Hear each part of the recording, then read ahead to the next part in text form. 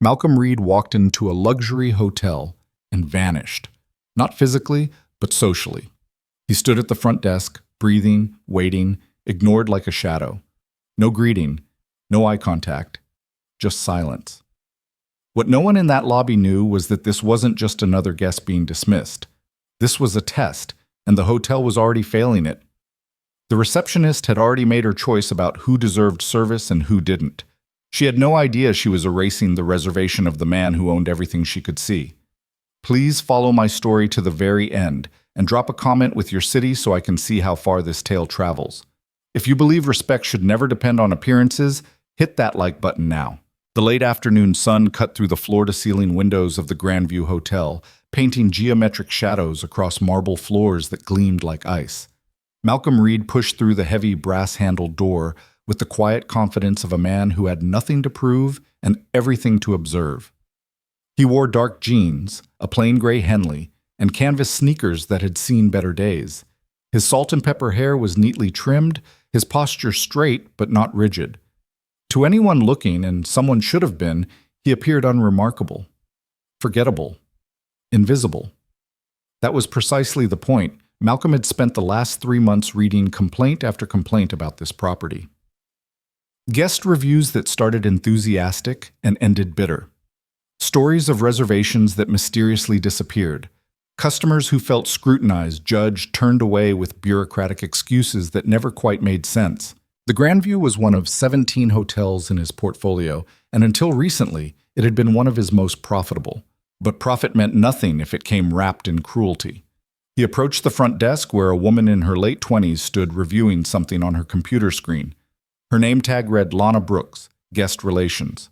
Her blonde hair was pulled back in a sleek ponytail, her makeup precise, her burgundy blazer pressed to crisp perfection. She didn't look up as Malcolm reached the counter. Didn't acknowledge his presence at all. Malcolm waited. 10 seconds passed. Then 20. Lana continued typing, her manicured nails clicking against the keyboard in a rhythm that suggested she was in no particular hurry. Malcolm clasped his hands in front of him, watching her with the patience of someone who had learned long ago that silence could be more revealing than any question. Finally, without lifting her eyes from the screen, Lana spoke. "We're fully booked tonight." Her tone was flat, dismissive. Not apologetic, declarative. Malcolm tilted his head slightly. "I have a reservation." "Name?" Still no eye contact. "Reed, Malcolm Reed." Lana's fingers moved across the keyboard with practiced speed. Malcolm watched her eyes scan the screen, watched the micro-expression that flickered across her face, something between irritation and suspicion. She scrolled down, then up, then down again, slower this time. "I'm not seeing anything under that name." Malcolm kept his voice even. "I booked it 3 weeks ago. Confirmation number is GV47821MR, King Suite, 3 nights. Lana finally looked at him, and in that brief moment of eye contact, Malcolm saw exactly what he'd come to find. The quick assessment, the judgment, the decision that had already been made about who he was and whether he belonged in a place like this. "Our system doesn't show that confirmation number," she said, her voice taking on a sharper edge. "Are you sure you booked with the Grandview? Maybe you're thinking of another property." "I'm not thinking of another property." "Well, I'm looking at our reservations right now, and there's nothing here." She gestured at the screen as if that settled everything. "We're completely full tonight. I can recommend some other hotels in the area if you'd like." Malcolm pulled out his phone, navigated to his email, and turned the screen toward her. The confirmation email was right there. Grandview Hotel letterhead. His name, the dates, the suite number, the total cost already charged to his card. Lana barely glanced at it. Sometimes third-party booking sites send fake confirmations. "Did you book through our official website?" "I booked directly through your site. The charge has already cleared my account." "Then you'll need to take that up with your bank, sir, because our system is very reliable. And if you're not in it, then something went wrong on your end." Her smile was thin, professional, and utterly cold. "Like I said, we're completely booked. I really can't help you." Malcolm slipped his phone back into his pocket. He could feel the attention of other guests nearby, people who'd stopped to watch this exchange unfold. A well-dressed couple stood by the elevators, whispering to each other. An older woman with shopping bags paused near the concierge desk, her expression pinched with secondhand discomfort. "Is there a manager available?" Malcolm asked quietly. Lana's jaw tightened. "The manager is very busy, and honestly, sir, he's just going to tell you the same thing I am. If you're not in our system, we can't manufacture a room out of thin air." "I'm not asking you to manufacture anything. I'm asking you to investigate why a confirmed paid reservation has disappeared." "I've already investigated." Her voice rose just slightly, enough to carry across the lobby. "There's nothing to investigate. You're not in the system." "No." Malcolm watched her for a long moment, studying the defensive set of her shoulders, the way her hand moved protectively toward her computer screen, as if shielding it from scrutiny. Something about her body language didn't match her words. She wasn't confused. She was cornered. "Let me ask you something, Lana," Malcolm said, keeping his tone gentle. "When did you last refresh that screen?" "Excuse me?" "Your reservation system. When did you last refresh it?" That doesn't matter. It updates automatically." "Does it?" Malcolm leaned forward slightly, not aggressively, just enough to be deliberate. "Because from where I'm standing, it looks like you've been on the same screen since I walked up here, and I'm wondering if maybe, just maybe, you looked at me, decided I didn't look like your typical Grandview guest, and chose not to look very hard for my reservation at all." Lana's face flushed. "That is completely inappropriate. I don't appreciate you accusing me of—" "I'm not accusing you of anything," Malcolm interrupted softly. "I'm asking you to do your job. Refresh the screen. Check again. That's all." For a moment, Malcolm thought she might refuse entirely. Her hand hovered over the mouse, her expression caught between indignation and something that looked dangerously close to panic. Then, with a sharp intake of breath, she clicked. The screen flickered. Malcolm couldn't see the monitor from his angle, but he watched Lana's face, and that told him everything he needed to know. Her eyes widened fractionally. Her lips parted. The color that had rushed to her cheeks moments before now drained away. "Well?" Malcolm prompted. Lana swallowed hard. There must have been a system glitch. I see your reservation now." "A glitch?" "Yes, technical issues happen sometimes." She was typing rapidly now, her earlier hostility replaced by something more frantic. It looks like your reservation was accidentally marked as canceled. I can reinstate it, but I'm afraid the King Suite you originally booked has already been assigned to another guest." "How convenient." "It's not—" "Look, sir, mistakes happen. I can offer you a standard room instead. Same rate as the suite, as an apology for the inconvenience." Malcolm let the silence stretch between them again. He watched Lana's composure continue to crack, watched her realize that he wasn't going to make this easy for her, wasn't going to accept her thin explanation and disappear quietly. "Who canceled my reservation, Lana?" "I told you, it was a system error. Systems don't make those kinds of errors. They don't randomly select one reservation out of hundreds and mark it canceled. Someone had to do that manually." Malcolm's voice remained calm, almost conversational. "So I'll ask again. Who canceled my reservation?" Lana's hand stilled on the keyboard. She looked at Malcolm with something approaching fear now, and in that fear he saw the truth she wasn't willing to speak aloud. She had done it herself. Malcolm pulled out his phone again, but this time he didn't open his email. He opened a different app, one connected to the hotel's internal network, one that Lana didn't know existed on guest-accessible devices. Because it shouldn't exist on guest-accessible devices, unless you happen to own the entire property and had backdoor access to every system in the building. His fingers moved quickly across the screen, navigating through digital layers that would be invisible to anyone without administrative privileges.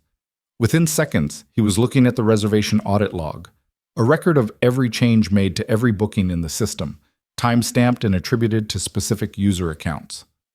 There it was, reservation GV47821, MR. Status changed from confirmed to canceled at 3:47 p.m. today. User, L. Brooks. Malcolm had walked through the door at 3:52 p.m. She had canceled his reservation 5 minutes before he arrived, which meant she'd been watching.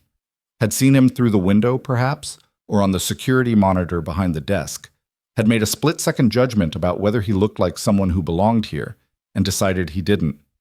Then she'd erased him. Malcolm looked up from his phone, and this time when his eyes met Lana's, she flinched. I can see the audit log, Lana. I can see exactly who canceled my reservation and exactly when they did it. He kept his voice low, meant only for her. You watched me walk toward this building, and you deleted my booking before I even made it through the door, didn't you? I don't know what you're talking about, but her voice trembled. Yes, you do. You saw me coming, decided I didn't look right, and removed my reservation from the system. Then you lied to my face about it, multiple times.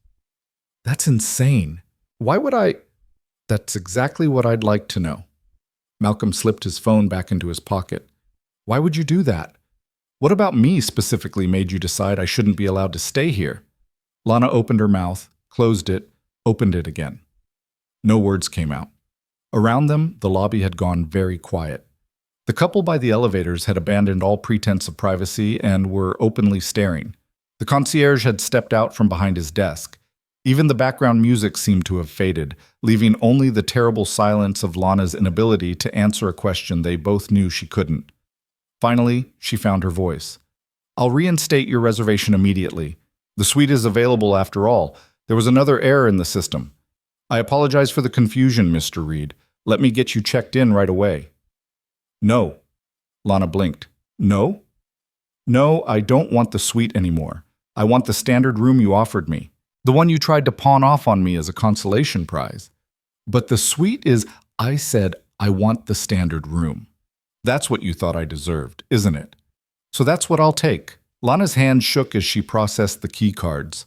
She printed a receipt, highlighted the room number with a yellow marker that bled through the thin paper, and slid everything across the counter with the mechanical movements of someone going through motions their body knew, but their mind had abandoned.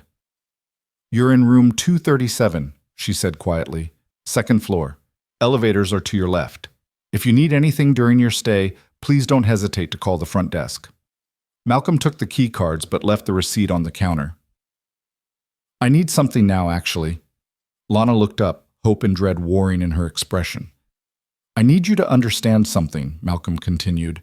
Every person who walks through that door deserves the same respect, the same service, the same basic human decency. Their clothes don't matter. Their car doesn't matter. Whether they look like they belong in your idea of what this place should be, that doesn't matter. The only thing that matters is that they're here and they're asking for help. Can you understand that? Lana nodded slowly, though Malcolm wasn't sure she understood anything except that she'd been caught. Good. Then maybe you'll think about that the next time someone doesn't match whatever mental checklist you're running. Maybe you'll remember this moment before you decide who deserves to be erased. Malcolm turned and walked toward the elevators, his soft-soled shoes whispering against the marble. Behind him, he heard Lana's shaky exhale, heard her sink into her chair with the weight of someone who'd just barely escaped something terrible. She had no idea how wrong she was.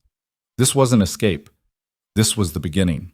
Malcolm stepped into the elevator and pressed the button for the second floor, but his mind was already several moves ahead. Room 237 would give him exactly what he needed, a vantage point, a reason to stay, a legitimate presence in the building while he did what he'd actually come here to do. The elevator doors closed on the reflection of a man who looked tired, ordinary, beneath notice. They opened on someone with a plan. Room 237 was exactly as bad as Malcolm had expected.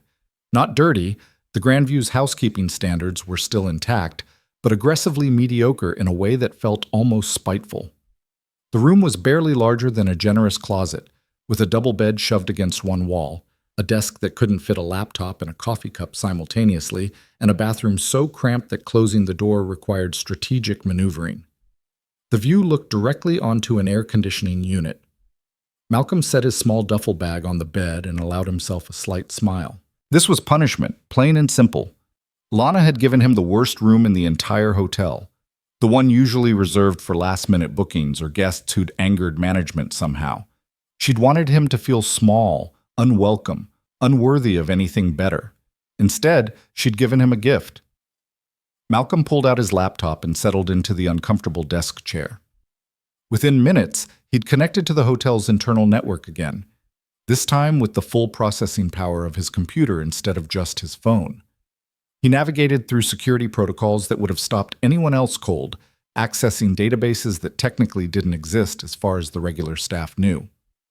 What he found in the next hour turned his suspicion into certainty and his disappointment into something harder. The complaints he'd received over the past months weren't isolated incidents. They were patterns, deliberate patterns. Malcolm pulled up internal records cross-referenced with customer reviews, creating a timeline that painted a damning picture of the Grandview's recent operations. A black couple from Atlanta had their anniversary suite accidentally given away, then were offered a downgrade with no apology. When they complained, their concerns were noted as resolved, despite no resolution being offered.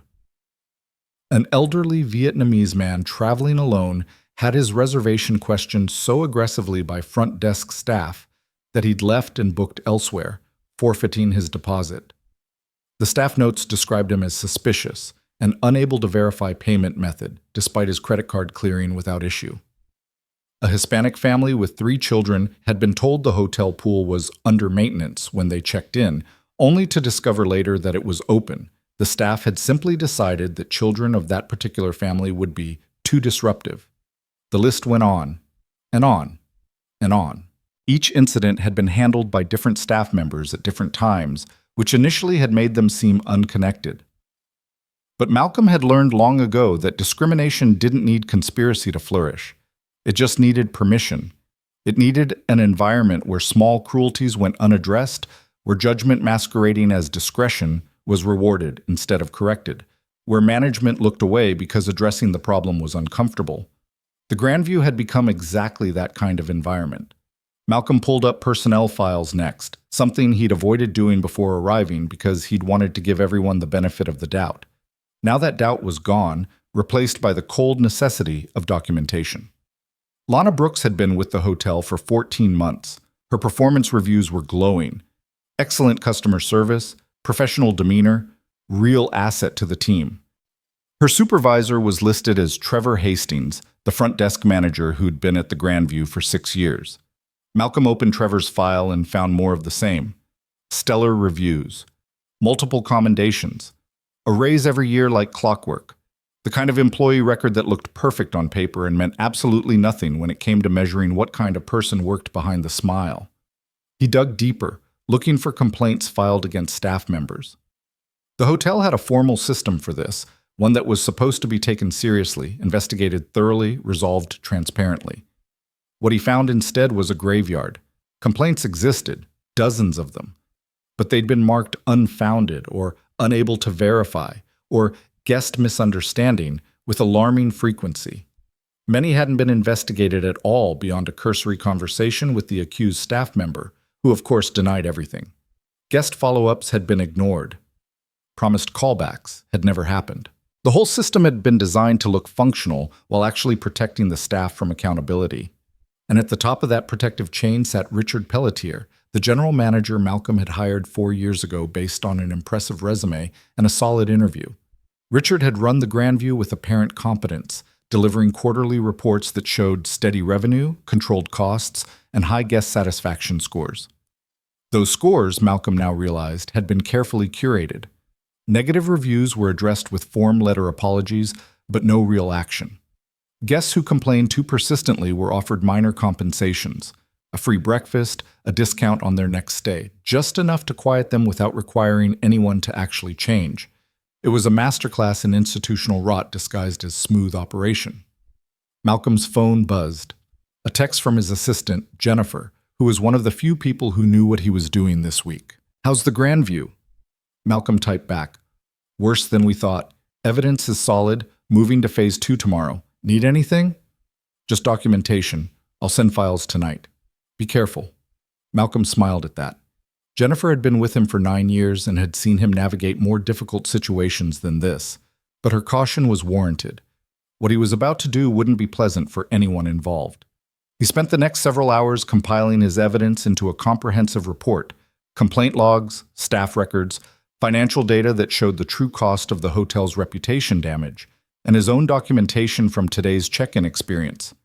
He created a presentation that would be impossible to dismiss or deflect, one that laid out not just individual failures but systemic collapse.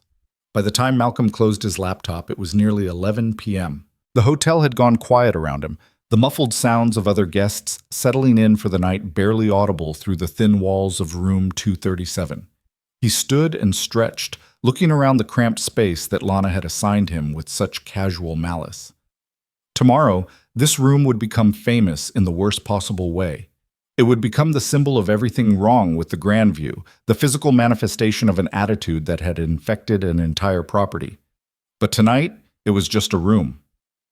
Malcolm lay down on the lumpy mattress, still fully clothed, and stared at the ceiling.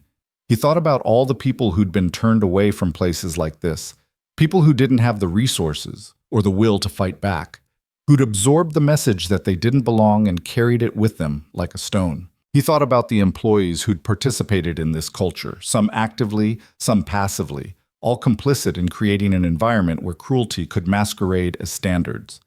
And he thought about what would happen tomorrow when he pulled back the curtain and forced everyone to see what they'd become. Malcolm Reed didn't sleep much that night, but he was ready. Morning came too early, announced by thin sunlight leaking around the edges of curtains that didn't quite close. Malcolm showered in the cramped bathroom, dressed in the same casual clothes from yesterday, and headed downstairs just after 7 a.m. The breakfast room was already half full, guests helping themselves to the continental spread while trying not to acknowledge the chaotic scramble of the understaffed service area. Malcolm took a table near the window and watched the morning shift take over from overnight, observed the small rituals of a hotel waking up.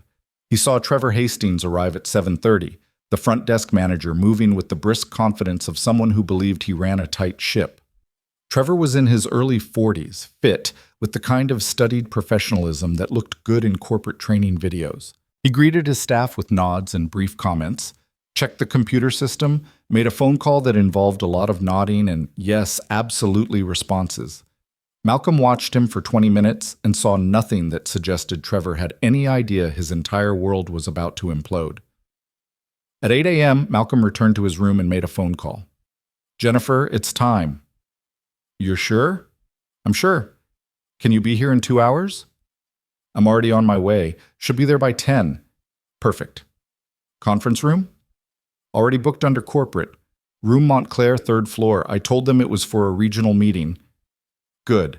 Let Richard know I need to see him there at 10:30. Don't tell him anything else." "He's going to ask questions." "Let him ask. Just get him there." Malcolm ended the call and sat on the edge of the bed, running through the plan one more time. Everything had to happen in the right order, with the right people present, documented properly. He'd done this before at other properties. Not often, thankfully, but enough times to know how it had to go. At 9:45, he left room 237 for the last time and took the elevator to the 3rd floor. The Montclair conference room was one of the Grandview's premium spaces, used for corporate events and high-end meetings. Jennifer had already arrived and was setting up, her efficient movements transforming the room into something between a boardroom and a courtroom. "Everything ready?" Malcolm asked. Jennifer looked up from her laptop. She was 52, impeccably dressed as always, with silver hair and sharp eyes that missed nothing. "Presentation is loaded. I've got the documentation packets printed and ready. Legal is standing by on video conference if you need them." "We shouldn't, but good to have." "Richard just confirmed he'll be here at 10:30. He sounded confused." "He won't be confused for long." Jennifer studied Malcolm's face. "You doing okay?" "I will be when this is over." At 10:15, Malcolm asked Jennifer to call down to the front desk and request that Trevor Hastings join the meeting as well. Jennifer raised an eyebrow but made the call without comment. 5 minutes later, her phone buzzed with a response. "Trevor's on his way up. He asked what this is about." "I'm sure he did." At exactly 10:30, Richard Pelletier walked into the Montclair room with the slightly harried expression of a general manager who'd been pulled away from morning operations without clear explanation. He was 56, graying at the temples, wearing a suit that probably cost more than most of his staff made in a week. He stopped short when he saw Malcolm. "Mr. Reed!" Richard's confusion was total, his professional smile frozen in place. "I didn't know you were visiting the property. If I'd known, I would have—" "Sat down, Richard." Malcolm gestured to the chair across from him. Richard sat, slowly, his eyes moving from Malcolm to Jennifer to the presentation screen that showed nothing but the Grandview's logo. "Is everything all right?" "No, everything is very much not all right." The door opened again and Trevor Hastings entered, looking uncertain. He recognized Richard immediately, but took a moment longer to place Malcolm, which made sense since they'd never officially met. Trevor had been hired by Richard, not by Malcolm personally. "Trevor, thank you for joining us," Malcolm said. "Please, sit." Trevor sat next to Richard, and the two men exchanged glances that communicated nothing but shared confusion. Malcolm let the silence build for a moment, watching them, measuring their discomfort. Then he leaned forward, hands folded on the table, and began. "Gentlemen, I'm going to tell you a story about a man who checked into this hotel yesterday afternoon." Richard Pelletier's expression shifted from confusion to concern as Malcolm's words settled into the air between them. Trevor Hastings remained perfectly still, his hands flat on the polished conference table, but Malcolm noticed the slight tension in his jaw, the way his breathing had become deliberately controlled. "Yesterday afternoon, around 3:50 p.m., a guest arrived at the front desk with a confirmed reservation," Malcolm continued, his voice steady and measured. He'd booked directly through the hotel website 3 weeks prior. The reservation was paid in full. Everything was in order, except when he tried to check in, he was told his reservation didn't exist. Richard opened his mouth to speak, but Malcolm raised a hand. "Let me finish." The guest showed his confirmation email. He provided his confirmation number. He explained that the charge had already cleared his bank account. None of that mattered. The front desk agent insisted there was no reservation, suggested he'd made a mistake, recommended other hotels. She was dismissive, borderline hostile, and absolutely certain that this guest, who'd done everything right, had somehow done everything wrong. Trevor's face had gone pale. Richard glanced at him, then back to Malcolm. When the guest asked to speak with a manager, he was told the manager was too busy. When he pressed the issue, questioning why a confirmed reservation had disappeared, the agent finally, reluctantly, refreshed her screen. And suddenly, there it was. The reservation existed after all, but it had been marked as canceled. Malcolm reached for the laptop in front of Jennifer and turned it so both men could see the screen. The audit log filled the display, timestamps and user IDs creating an undeniable record. "Reservation GV 47821MR, Malcolm said, pointing to the relevant line. "Status changed from confirmed to canceled at 3:47 p.m. yesterday, 5 minutes before the guest walked through the door. Changed by user L. Brooks. Lana Brooks. Your front desk agent, Trevor." Trevor's voice came out rough. "There must be an explanation. System errors happen. Maybe she clicked the wrong button, or system errors don't happen 5 minutes before a guest arrives. And they especially don't happen when that guest doesn't match someone's mental image of who belongs here." Malcolm pulled up another screen. "I have the security footage. Would you like to see it?" Neither man answered, which was answer enough. Malcolm played the video anyway. The footage showed Lana at the front desk, looking up at something off-screen, the lobby windows most likely. Her expression changed, subtle but distinct. She glanced around, then turned back to her computer and began typing with purpose. The timestamp read 3:47 p.m. "She saw him coming," Malcolm said quietly, "made a judgment in seconds, and erased him." Richard found his voice, though it came out strained. "Mr. Reed, this is obviously unacceptable. If what you're saying is true." "If?" Malcolm's tone sharpened. "Richard, I'm not speculating. I'm showing you documentation. I'm showing you video evidence. I'm showing you an audit trail that proves exactly what happened. Of course. I just meant, we'll investigate this immediately. Lana will be reprimanded, possibly terminated, depending on what we find. We have zero tolerance for this kind of behavior." Malcolm sat back in his chair, studying Richard with the same careful attention he'd given Lana the day before. "Zero tolerance. That's interesting, because I've been going through your incident reports from the past year, and I'm seeing a lot of tolerance. A remarkable amount of it, actually." He nodded to Jennifer, who pulled up a new presentation on the screen. Names, dates, complaint summaries scrolled past in damning succession. "Martinez family, July 15th, told the pool was closed when it wasn't. Complaint logged, marked as misunderstanding, never followed up on. Chen family, August 3rd. Reservation questioned despite valid payment. Complaint logged, marked as unable to verify, closed. Williams couple, September 22nd. Anniversary suite given away. Offered a downgrade, no compensation. Complaint logged, marked as resolved, with no resolution offered. Malcolm let each example land before moving to the next. Trevor had stopped looking at the screen entirely, his gaze fixed on his hands. Richard's professional composure was cracking, fine lines appearing in the facade. Should I continue? Malcolm asked. Because I have 47 more documented incidents. 47 times in the past year that guests were treated as problems to be managed instead of people to be served. And every single one of these complaints came from minorities, from people who looked different, spoke different, didn't fit some unspoken criteria for who deserves respect.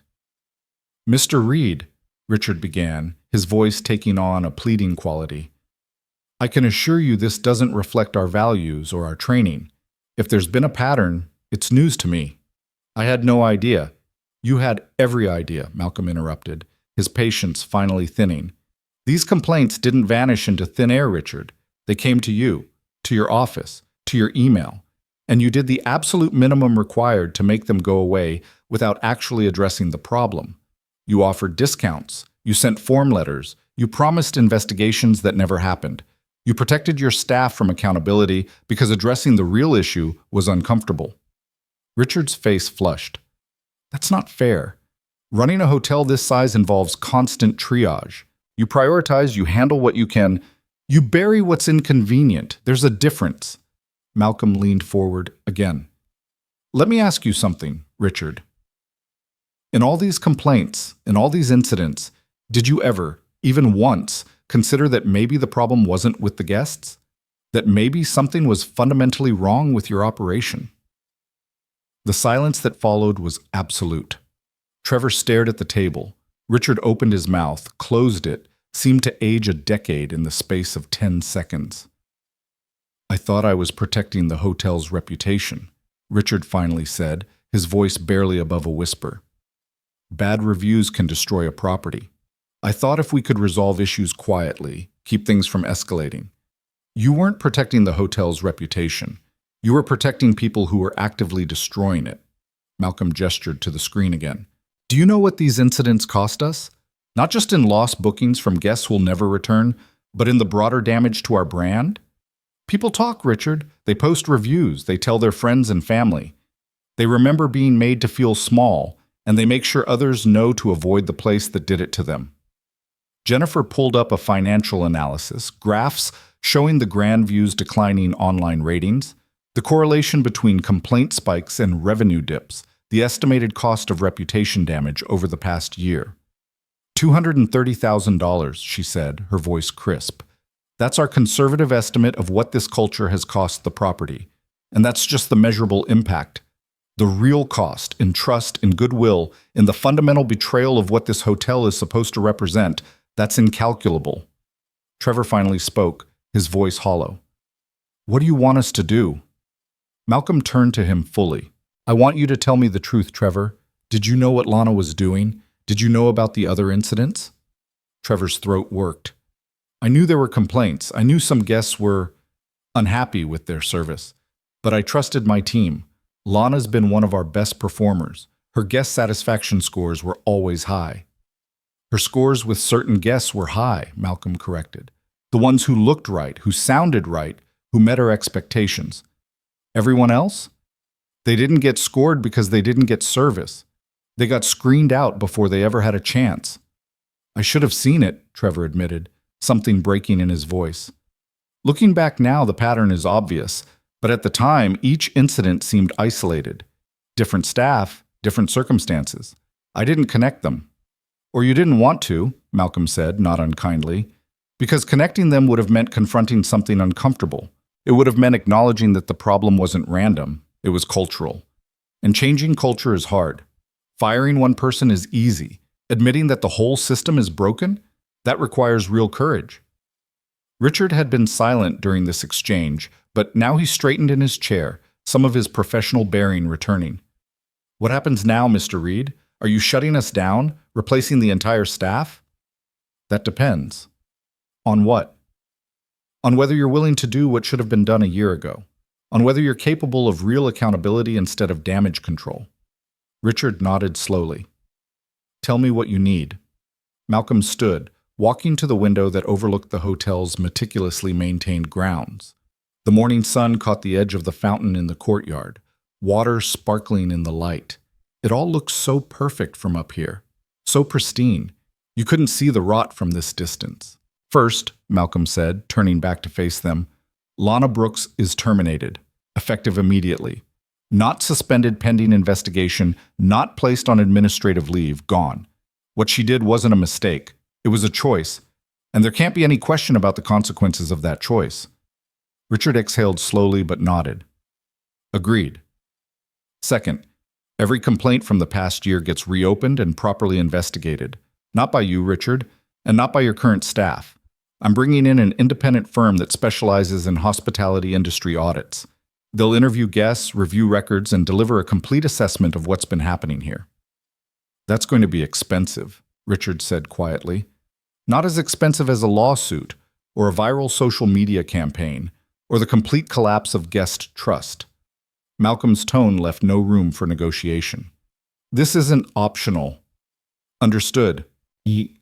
Third, Trevor, you're going to personally contact every guest who filed a complaint in the past year. You're going to apologize. You're going to offer meaningful compensation, not a free breakfast or a 10% discount, but something that actually acknowledges the harm done. And you're going to ask them what would make it right.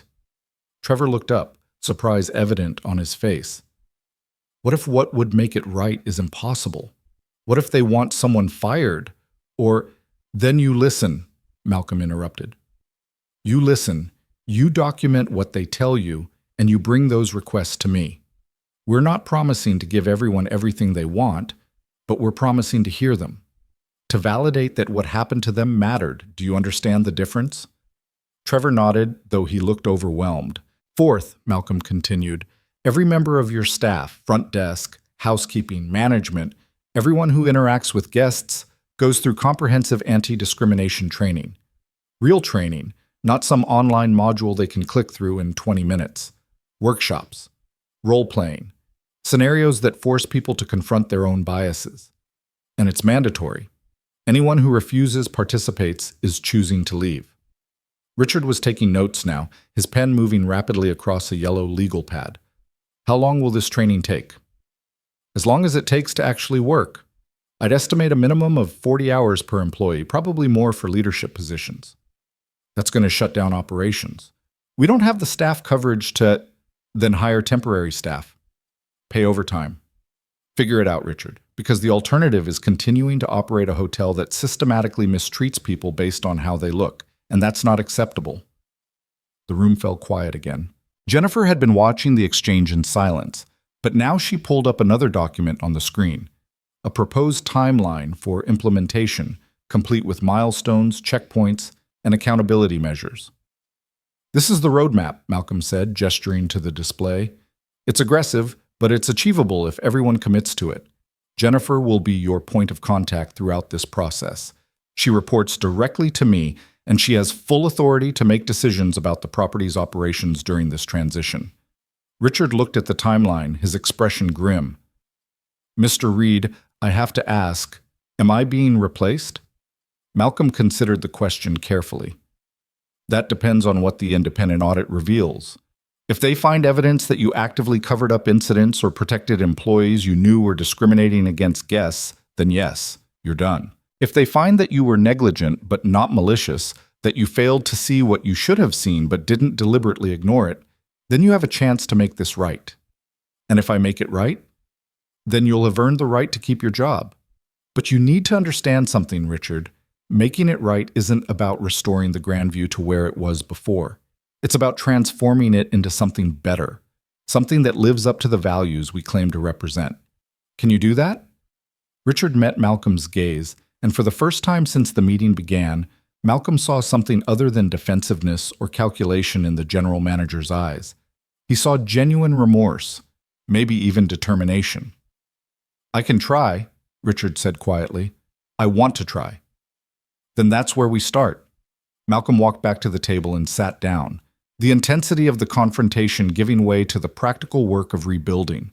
For the next hour, they went through the implementation plan in detail, Who would do what, when deadlines would be met, how progress would be measured. Trevor asked questions about the guest outreach, worried about reopening wounds or creating expectations the hotel couldn't meet. Jennifer provided guidance on language, on approach, on how to center the conversation on the guest's experience rather than the hotel's liability.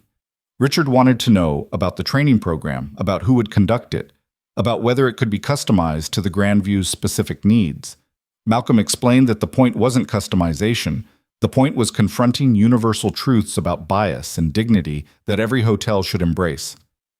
By the time they finished, it was nearly noon. Malcolm could see the exhaustion in both men's faces, the weight of what they'd just agreed to settling onto their shoulders like physical pressure. "One more thing," Malcolm said as they prepared to leave. "The guest from yesterday, the one whose reservation Lana canceled, he was given room 237 as a consolation." Richard winced. "That's our worst room." "I know. Lana gave it to him deliberately as punishment for having the audacity to question her. I want you to think about that, Richard. I want you to think about what it means that your star employee, your model of excellent customer service, thought the appropriate response to a guest complaint was petty revenge." "I will," Richard said softly. "Good. Because that guest?" Malcolm stood, gathering his materials. "That was me. I was the one she erased. I was the one she judged and dismissed and tried to humiliate. And the only difference between me and the dozens of other people she's done this to is that I had the power to do something about it." The color drained from Richard's face. Trevor looked like he might be sick. "You spent the night in room 237? Richard managed. "I did. It gave me time to think, time to document, time to decide how I wanted to handle this." Malcolm moved toward the door. "I could have walked in here and fired everyone on the spot. Corporate would have supported it. Our lawyers would have backed it.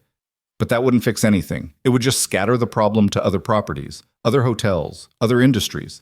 Better to face it head on. Better to use this as an opportunity to get it right." He paused at the door, looking back at the two men who would determine whether the Grandview survived this transformation or collapsed under its weight. "Don't waste this opportunity," Malcolm said. "People are watching. Your staff is watching. Every guest who walks through that door is watching. Show them that change is possible. Show them that accountability matters. Show them that this hotel can be better than what it's become." With that, Malcolm left the Montclair room, Jennifer following close behind. They took the elevator down in silence, emerging into a lobby that had no idea how much had just changed above their heads. "That went better than I expected," Jennifer said quietly as they walked toward the front desk. "It's just the beginning. Talk is easy. Implementation is where most transformations fail." "You think Richard can handle it?" Malcolm considered the question. "I think he understands the stakes now. Whether that's enough remains to be seen." They approached the front desk where Lana Brooks was working the morning shift, her posture confident, her smile practiced. She didn't recognize Malcolm at first. Why would she? He was just another unremarkable guest in casual clothes. Then her eyes focused, and recognition hit like cold water. Her smile froze. Her hand stopped moving on the keyboard. "Mr. Reed," she said, her voice carefully neutral. "How was your stay in room 237? Malcolm stopped at the counter, studying her with the same careful attention he'd given her yesterday. "Educational. Tell me, Lana, did you enjoy assigning me that room?" Lana's professionalism wavered. "I don't know what you mean." "Yes, you do. You gave me the worst room in the hotel because you wanted me to know my place.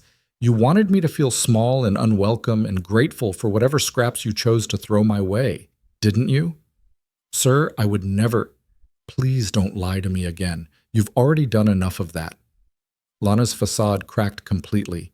Tears welled in her eyes, though Malcolm couldn't tell if they were tears of shame or self-pity or fear for her job. "I'm sorry.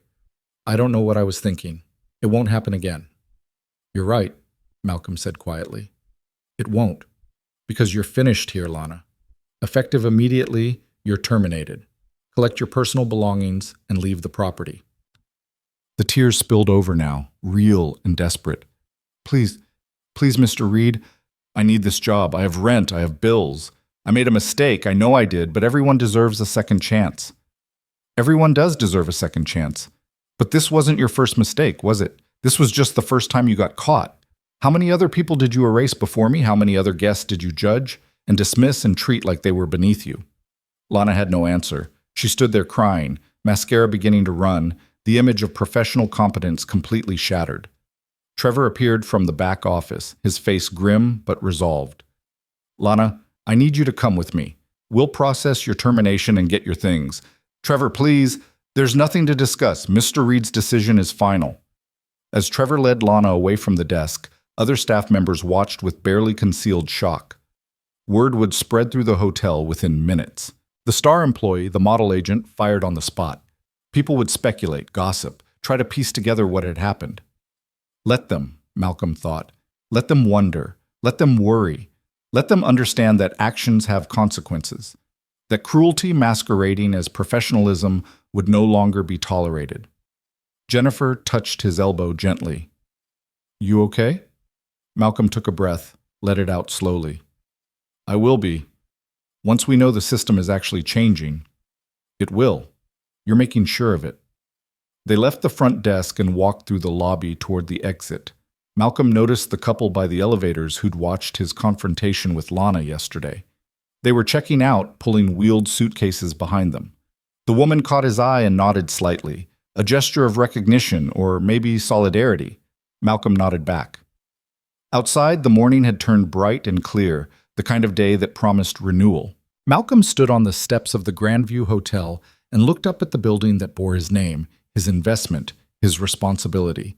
It was beautiful from out here, too. Impressive. The kind of place that should make people feel welcome, valued, celebrated. It would be that place again. Malcolm would make certain of it. But first, there was still work to do. Still accountability to enforce. Still systems to rebuild and cultures to transform. Malcolm pulled out his phone and texted Richard. Guest compensation budget approved. Whatever it takes to make things right. No limits. The response came back almost immediately. Understood. Thank you for the opportunity to fix this. Malcolm pocketed his phone and turned to Jennifer. Ready to head back? Almost. There's someone else who wanted to speak with you. Who? Jennifer gestured toward the parking lot where a woman in her 60s was waiting by a silver sedan. She wore a housekeeper's uniform, and her expression carried the weight of someone who'd been holding something heavy for a very long time. Malcolm walked over to her, curiosity and concern mixing in his chest. Can I help you? The woman extended her hand. Mr. Reed? My name is Gloria Martinez. I've worked housekeeping here for 12 years. I heard what happened this morning, what you did. Malcolm shook her hand, noting the firmness of her grip. News travels fast. In a hotel? Always. Gloria's eyes searched his face. I wanted to thank you for standing up, for not looking away. You don't need to thank me for doing what should have been done a long time ago. Maybe not, but I'm doing it anyway. Gloria paused, seeming to gather courage. I've watched good people get treated like they're invisible here, watched them get turned away, talked down to, made to feel less than. And I've watched staff who should know better act like that's normal. Like that's fine. It's not fine. No, Malcolm agreed. It's not. Some of us tried to speak up, tried to tell management what was happening, but nobody wanted to listen. It was easier to ignore us than to deal with the problem. Gloria's voice strengthened. So I just want you to know, what you're doing matters. The training, the accountability, all of it. It matters to those of us who've been here watching, wishing someone would care enough to change things. Malcolm felt something loosen in his chest, a tension he hadn't fully realized he'd been carrying. Thank you for telling me that, Gloria, and thank you for staying, for not giving up on this place. I almost did more than once, but this job feeds my family. And I love what I do, taking care of people, making sure they have clean rooms and feel comfortable. I just wish everyone else loved it for the right reasons too. They will. Or they won't be here anymore. That's the choice everyone gets to make now. Gloria smiled, and it transformed her entire face. I believe you. I don't know why, but I do. As she drove away, Malcolm felt Jennifer's presence beside him again. She's right, you know. What you're doing matters. It's not enough, not yet. Maybe not, but it's a start. And sometimes a start is all you need to change everything. Malcolm hoped she was right. Because the Grandview was just one hotel in his portfolio, and if the same culture existed elsewhere, if the same patterns of judgment and discrimination had taken root in other properties, that was a problem for tomorrow. Today, he'd done what he came to do. He'd confronted the rot, exposed it to light, forced accountability on people who'd spent too long avoiding it. Tomorrow, they'd see if the light was enough to heal what had been broken, or if the damage ran too deep. Malcolm spent the next 3 days working from room 237, refusing Richard's increasingly desperate offers to move him to a suite. The symbolism mattered. Every morning when Malcolm squeezed past the narrow bathroom door, every night when he tried to find a comfortable position on the lumpy mattress, he remembered why he was doing this. The room was a constant reminder that comfort could be weaponized, that small cruelties could communicate vast contempt, that the distance between dignity and humiliation was sometimes just a room assignment. Jennifer had returned to corporate headquarters but maintained constant contact, coordinating the arrival of the independent audit team and overseeing the initial stages of the transformation. By Wednesday morning, the first auditor arrived, a woman named Patricia Chen, who'd spent 20 years investigating discrimination complaints in the hospitality industry. Malcolm met her in the lobby at 9 a.m., watching as she surveyed the space with the clinical detachment of a surgeon examining a patient. "First impressions?" Malcolm asked as they walked toward the elevator. Patricia didn't answer immediately. Her eyes tracked the movement of staff, the interactions between employees and guests, the subtle choreography of a hotel in motion. "It's quieter than I expected. More tense. Word has gotten around about what happened." "Good. Tension means people are paying attention. It also means they're defensive, scared. That can make them less honest during interviews." Malcolm pressed the button for the third floor. "Then it's your job to make them feel safe enough to tell the truth. Can you do that?" Patricia smiled slightly. "Mr. Reed, I've conducted interviews in properties where management actively tried to intimidate witnesses. I've worked cases where employees were threatened with termination if they cooperated with investigators. The Grandview is nervous, but it's not hostile. I can work with nervous." They set up Patricia's base of operations in a small office adjacent to the conference room, giving her access to all the hotel's records, personnel files, and complaint logs. Richard had been instructed to provide complete cooperation, and to his credit, he delivered. Every document Patricia requested appeared within the hour. Every staff member she wanted to interview made themselves available. The interviews began that afternoon. Patricia worked methodically, starting with the guests who'd filed complaints over the past year. Malcolm didn't sit in on these conversations, didn't want his presence to influence what people felt comfortable sharing, but Patricia provided brief summaries each evening. The first was Mrs. Williams, the woman whose anniversary suite had been given away. Patricia called Malcolm after that interview, sounding subdued. "She cried," Patricia said without preamble. "Told me it was the first time in 40 years of marriage that she'd planned a surprise for her husband, saved up for months to afford the suite, coordinated everything perfectly. And when they arrived, they were told there'd been a mistake, offered a standard room instead, take it or leave it." Malcolm closed his eyes, the weight of that story settling onto him like physical pressure. "Did she say how the staff treated them? Like they should be grateful for the downgrade, like they were being unreasonable for being upset. Her husband wanted to leave, find another hotel, but everything else nearby was booked. So they stayed in that standard room, and Mrs. Williams spent their anniversary trying not to cry while her husband pretended everything was fine. And we marked that complaint as resolved."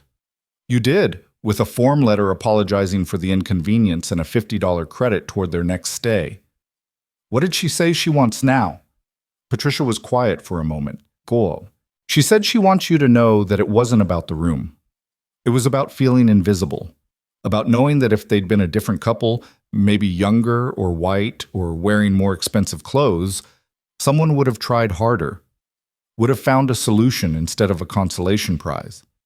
She wants you to know that you can't put a price on dignity." Malcolm sat with that for a long time after the call ended.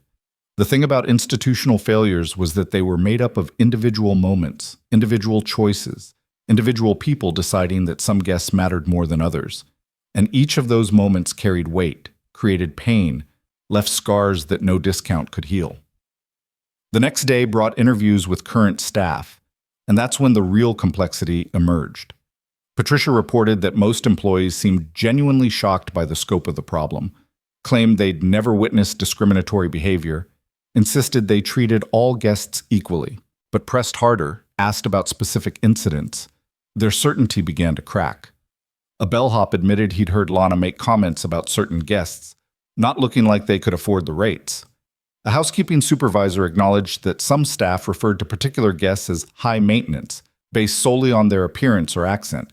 A restaurant server confessed that hostesses sometimes seated certain customers in less visible sections of the dining room, though he couldn't or wouldn't explain the criteria for those decisions. None of them thought they were discriminating. They all had explanations that made sense in their own minds. The patterns only became visible when you stepped back and looked at the whole picture, when you added up all the small judgments and minor cruelties and discovered they pointed in the same direction. By Thursday afternoon, Patricia had interviewed 23 people and reviewed hundreds of documents. She met with Malcolm in his cramped room, choosing to stand rather than sit on the one uncomfortable chair. "I need to show you something," she said, pulling out her tablet. "I've been tracking the complaint patterns geographically and demographically. Look at this." The screen showed a heat map of the United States with dots representing guest origins. Red dots indicated guests who'd filed complaints. Blue dots represented satisfied customers who'd left positive reviews. The pattern was unmistakable. Red dots clustered in cities with large minority populations. Blue dots dominated areas that were predominantly white and affluent. The correlation wasn't perfect, but it was damning. "Now watch what happens when I filter by staff member," Patricia said, adjusting the display. "This is Lana's guest interaction history over the past year." Lana's red dots were concentrated even more heavily. Complaints from minority guests represented 68% of her total interactions with non-white customers. Meanwhile, her satisfaction ratings from white guests hovered above 90%. "She was good at her job," Patricia said quietly, "just not for everyone." Malcolm studied the data, feeling a cold anger settle in his chest. "Show me Trevor's numbers." Trevor's pattern was less extreme but still significant. He had fewer direct complaints, but the ones he did have shared the same demographic profile. More telling was what happened to those complaints after they reached him. Dismissal rate for complaints from minority guests was 47% higher than for white guests. "He was screening," Malcolm said, "deciding which complaints deserved investigation based on who filed them." "That's my assessment, yes, and Richard's numbers are worse. By the time complaints reached him, the filtering had already happened. But his approval of Trevor's recommendations meant he was endorsing a system that systematically devalued certain guests' concerns." Patricia pulled up another chart, this one showing staff retention and promotion patterns. "There's more. Look at who gets promoted here, who gets raises, who gets recognition. The employees with the highest complaint rates from minority guests are also the ones with the best performance reviews and fastest advancement." "Because they were being rewarded for maintaining a certain atmosphere," Malcolm said, understanding clicking into place. "For keeping the right kind of guests happy at the expense of everyone else." Exactly. It wasn't a conspiracy, it was a culture, one that rewarded people for enforcing unwritten rules about who belonged and who didn't. Malcolm walked to the small window, looking down at the courtyard where an elderly couple sat on a bench feeding birds. They looked peaceful, content, completely unaware of the reckoning happening above their heads. "What's your recommendation?" he asked without turning around. "Comprehensive restructuring. This isn't something training alone can fix, though training is essential. You need to change incentive structures, revise performance metrics, implement accountability measures that make discrimination costly instead of profitable. And you need new leadership, Malcolm. Richard and Trevor are too embedded in the existing culture. They can't see what they've been part of because they've been part of it too long." Malcolm turned back to face her. "You're recommending I fire them both. I'm recommending you make a choice about what kind of hotel you want to run. If you want real change, you can't keep the architects of the current system in charge of dismantling it. They'll make surface adjustments, implement policies that look good on paper, and maintain the underlying culture because that's what they know. That's what's comfortable." Richard seems genuinely remorseful. I believe he is. Remorse doesn't equal capability. He failed, Malcolm. Not once, not accidentally, but systematically over years. The question isn't whether he feels bad about it now. The question is whether he's the right person to build something better. Malcolm knew she was right. He'd known it since the meeting in the Montclair room, had seen it in Richard's face when confronted with the scope of his failure. But knowing and acting were different things. Richard had a family, a career, decades of work in this industry. Firing him meant destroying all of that. Then again, how many guests had been made to feel destroyed by the culture Richard had permitted to flourish? "I need to think about this," Malcolm said finally. "Don't think too long. Every day you delay sends a message to your staff about how serious you are. They're watching to see if this is real transformation or just temporary disruption." After Patricia left, Malcolm sat in the growing darkness of room 237, his laptop open but forgotten. He thought about all the decisions that had led to this moment, about the trust he'd placed in people who'd betrayed it, about the guests who'd suffered because he hadn't been paying close enough attention. His phone rang. Jennifer's name appeared on the screen. "I just got Patricia's preliminary report," she said without greeting. "You've read it?" "I have." "Then you know what needs to happen." "I know what Patricia recommends." "That doesn't make it easy." Jennifer's voice softened. "Malcolm, you didn't create this problem. You're just the one with the courage to solve it, but solving it means making hard choices, unpopular choices, choices that are going to hurt people who probably don't think they deserve it." Richard has been with us for 4 years. His performance reviews have always been strong. His performance reviews measured the wrong things. Revenue and occupancy rates don't capture whether people feel welcomed and respected. We know that now. We can't unknow it. Malcolm stood and walked to the window again, a habit he'd developed over these 3 days. "What about Trevor?" "Trevor's younger, less entrenched. He might be salvageable with serious retraining and demotion, but that's your call." "And if I keep Richard, if I give him another chance to prove he can change?" Jennifer was quiet for a moment. "Then you're telling every employee at the Grandview that you can fail catastrophically at the core mission of this company and still keep your job if you seem sorry enough. You're telling every guest who is mistreated that their pain matters less than management's comfort. And you're telling yourself that you care more about avoiding difficult conversations than about doing what's right." The words hit hard because they were true. Malcolm had built his company on principles of excellence and integrity, had promised employees and customers that those values meant something. Now he had to prove it. "All right," he said quietly.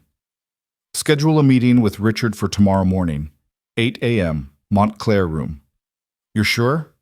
"No, but I'm doing it anyway." That night, Malcolm barely slept. He rehearsed what he'd say to Richard, tried to find words that would be both honest and kind, that would acknowledge the man's humanity while recognizing his fundamental failure. There were no perfect words. There was just necessity. At 7:45 the next morning, Malcolm walked into the Montclair room for the second time that week.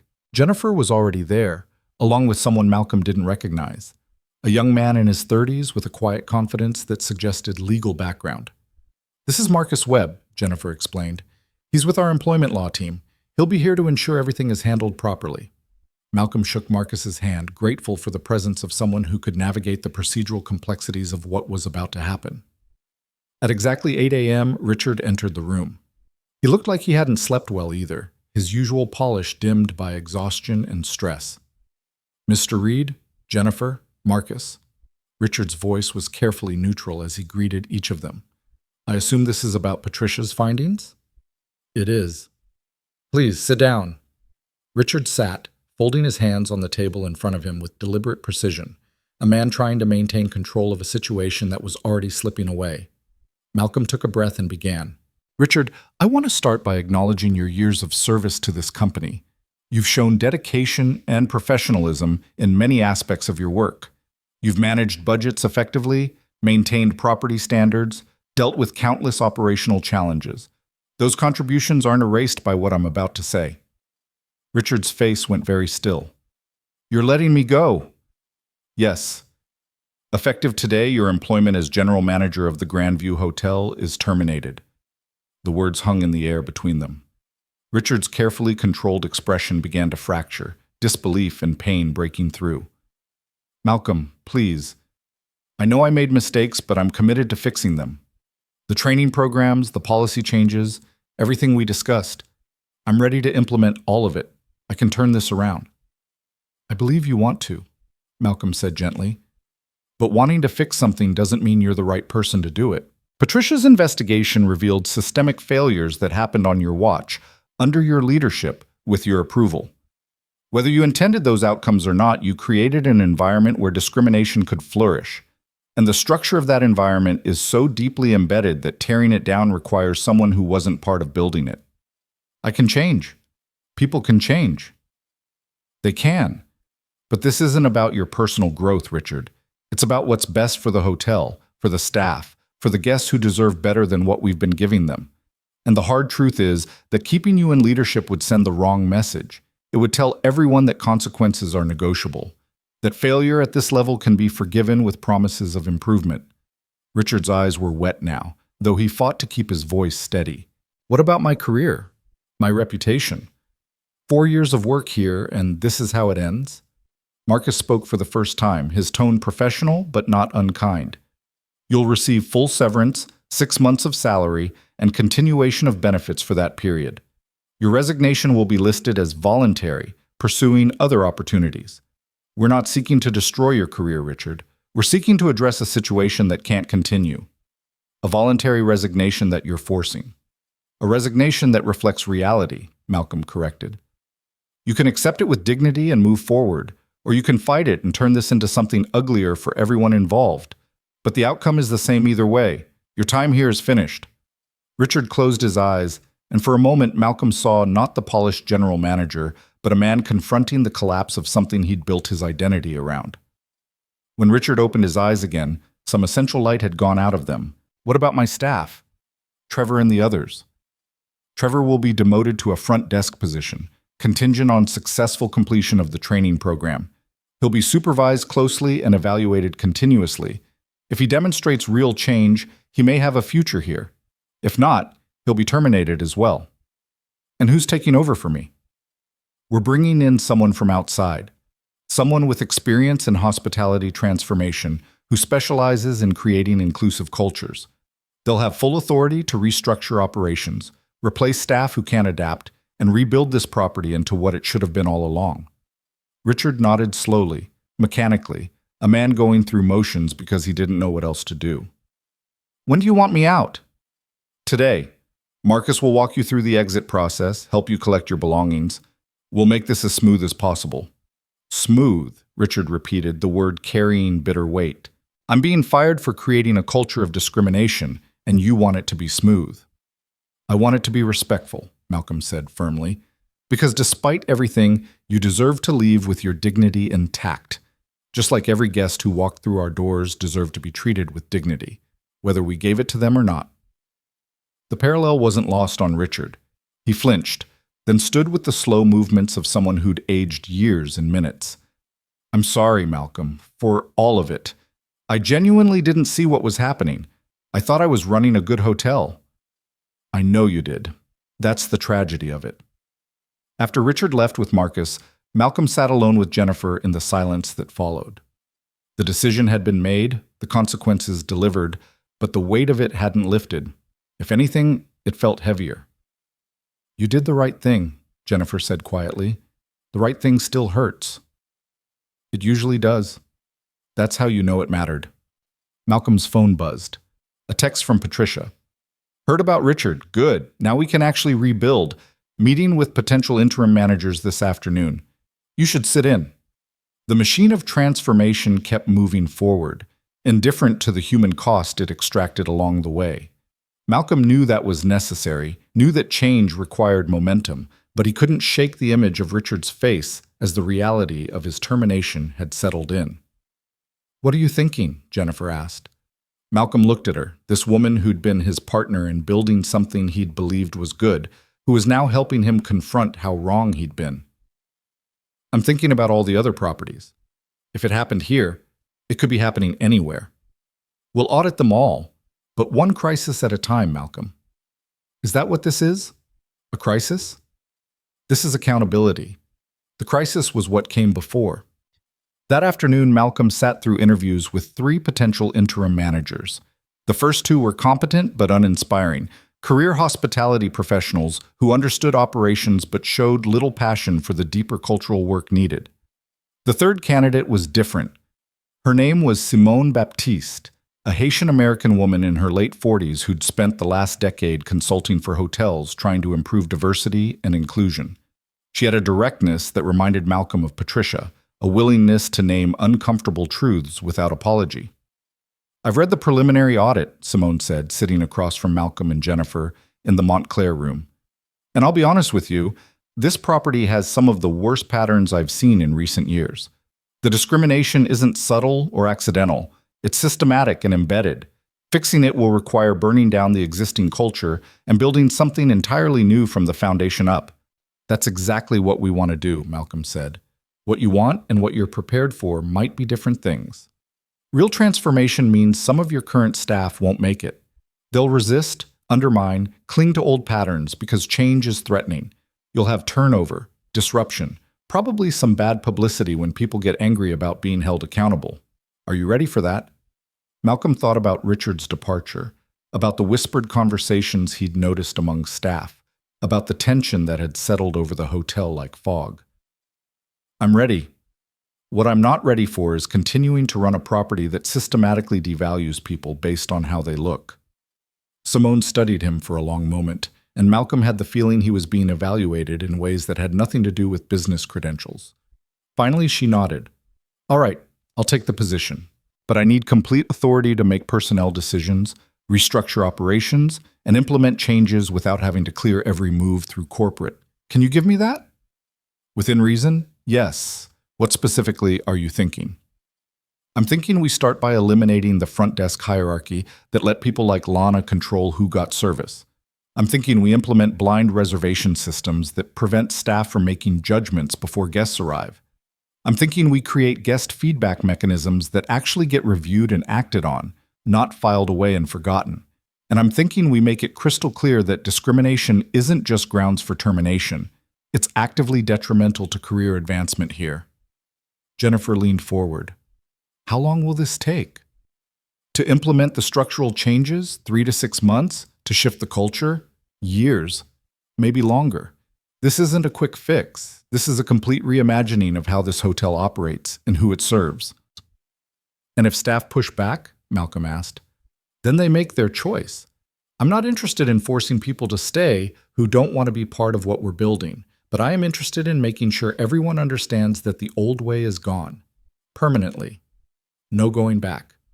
Malcolm extended his hand across the table. "Welcome to the Grandview, Simone. When can you start?" "Monday morning. I'll want to address the entire staff that afternoon. No exceptions, everyone present." They shook on it, and Malcolm felt something shift inside him. The destruction phase was ending. The building phase was about to begin. Whether the Grandview would survive that transition remained to be seen, but at least now they had a fighting chance. The weekend between Richard's termination and Simone's arrival felt suspended in time, the Grandview operating in a strange limbo where everyone knew change was coming, but no one knew exactly what it would look like. Malcolm remained in room 237, his presence a constant reminder that someone was watching, that the old invisibility was no longer an option. Saturday morning brought an unexpected visitor. Malcolm was reviewing Patricia's full audit report when someone knocked on his door with an urgency that suggested trouble. He opened it to find Gloria Martinez, the housekeeper who'd thanked him in the parking lot, her face tight with concern. "Mr. Reed, I'm sorry to bother you, but something's happening downstairs that you need to see." Malcolm followed her to the elevator, noting the tension in her shoulders, the way she kept glancing at him as if confirming he was really coming. They descended to the lobby where a scene was unfolding that made Malcolm's jaw tighten. A young black couple stood at the front desk, their teenage daughter beside them, all three looking increasingly frustrated as the new front desk agent, a woman named Stephanie, who'd been brought in temporarily after Lana's firing, typed on her computer with exaggerated slowness. "I'm telling you, the reservation is under Henderson," the father said, his voice strained with forced patience. "James Henderson, confirmation number HN9821. We booked it 6 weeks ago for our daughter's college tour weekend." Stephanie barely looked up. "And I'm telling you, sir, that I don't see anything in our system. Are you certain you booked with the Grandview?" Of course I'm certain. I have the confirmation email right here. He held out his phone, but Stephanie waved it away. Email confirmations can be faked, sir. I need to verify through our official system, and there's nothing here. The daughter, who couldn't have been more than 16, looked close to tears. Dad, maybe we should just go somewhere else. We're not going anywhere else, sweetie. This is the hotel closest to the campus, and we paid for this room. James Henderson's voice had taken on an edge now, frustration breaking through the careful control. I want to speak with a manager, now. Stephanie's expression turned cold. The manager is unavailable. And honestly, sir, if you're going to take that tone with me, I'm going to have to ask you to leave the property. Malcolm had heard enough. He crossed the lobby in long strides, Gloria keeping pace beside him. Stephanie, step away from the desk, please. Stephanie turned, her professional mask slipping when she recognized Malcolm. Mr. Reed, I was just handling a situation with... I said step away from the desk. Now. She moved aside, confusion and something like fear flickering across her face. Malcolm took her place at the computer and pulled up the reservation system, his fingers moving with practiced speed. Within seconds, he found what he was looking for. Mr. Henderson, Malcolm said, looking up at the family who were watching this exchange with wary hope. I apologize profusely for what you've just experienced. Your reservation is right here in the system, exactly as you described it. 2-room suite, 3 nights, prepaid in full. James Henderson's shoulders sagged with relief and residual anger. Then why did she say, because she didn't look hard enough, or didn't want to look hard enough? Either way, it's unacceptable. Malcolm pulled out 2 key cards and began programming them personally. You're in Suite 412. It's one of our best rooms, with a view of the city and the university campus. I'm also comping your entire stay and providing meal vouchers for our restaurant. It's the least we can do.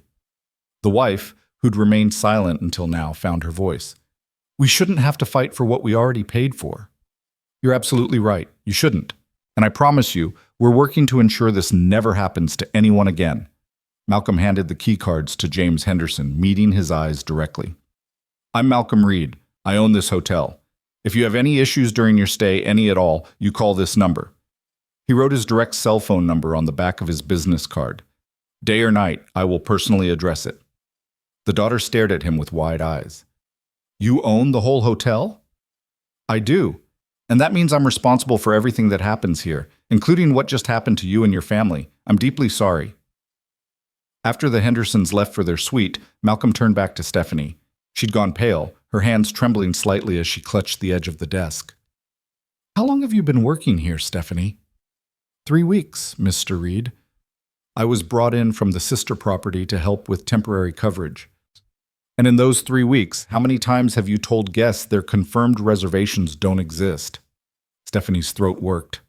I don't remember specific numbers. Let me be more specific. How many of those guests were minorities? The silence that followed was damning. Gloria stood nearby, her arms crossed, watching this confrontation with an expression that mixed satisfaction and sadness. The reservation was in the system the whole time, Malcolm continued quietly. You just didn't look carefully enough. Or maybe you looked exactly as carefully as you thought that family deserved. Which is it?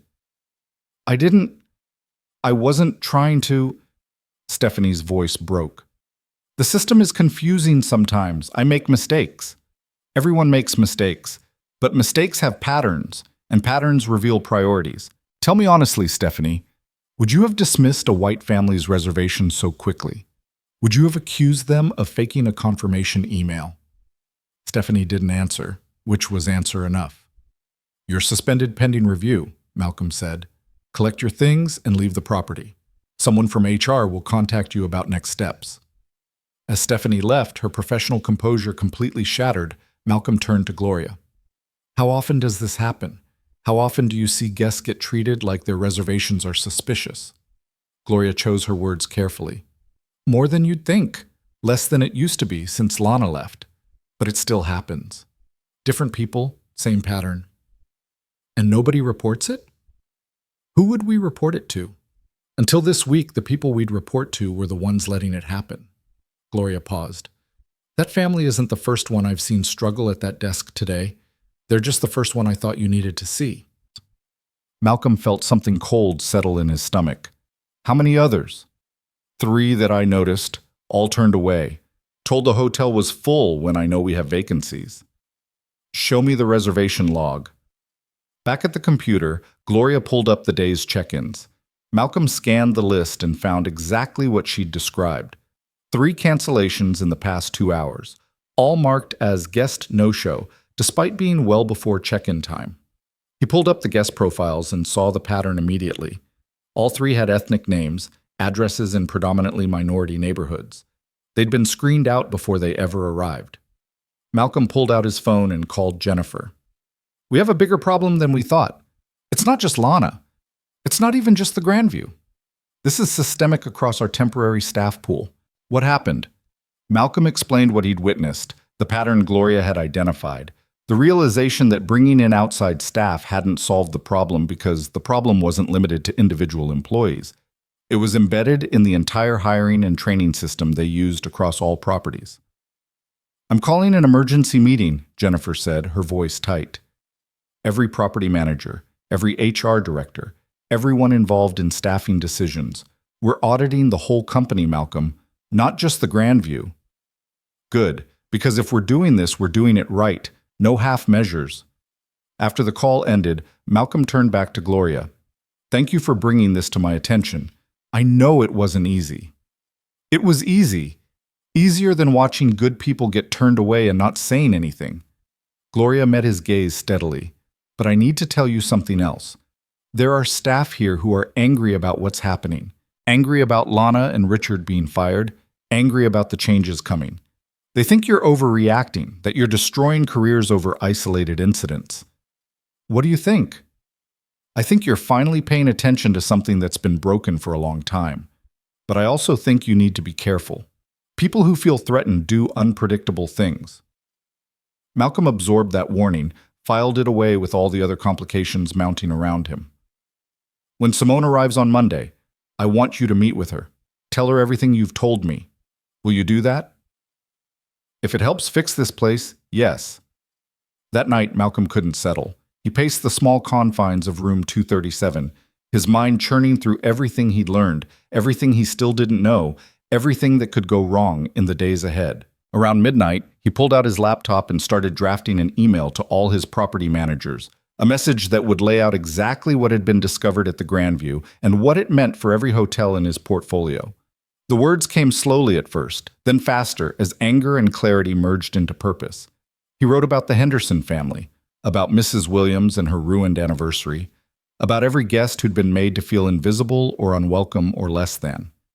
He wrote about the culture that had enabled this treatment, about the systems that had rewarded discrimination and punished accountability. And he wrote about what would happen next, the audits and training and restructuring that would affect every property, every employee, every aspect of how they did business. By the time he finished, dawn was breaking outside his window. Malcolm read the email one final time, his finger hovering over the send button. Once he sent this, there would be no going back. The transformation wouldn't be limited to one hotel. It would cascade across his entire company, disrupting operations, challenging comfortable assumptions, forcing everyone to confront uncomfortable truths. He pressed send. The response was immediate and overwhelming. Within an hour, his inbox flooded with replies. Some managers expressed support and gratitude for addressing issues they'd noticed but felt powerless to change. Others responded with defensiveness, insisting their properties didn't have these problems, that the Grandview was an isolated case. A few were openly hostile, suggesting Malcolm was overreacting, that he was letting political correctness destroy a successful business. Malcolm read every response, cataloging who understood the stakes and who would need to be replaced. By 9 a.m., Jennifer called. Your email just caused a small earthquake. I've got 3 property managers demanding to speak with you, 2 HR directors threatening to quit, and 1 very angry regional VP who thinks you're making a mistake. Good.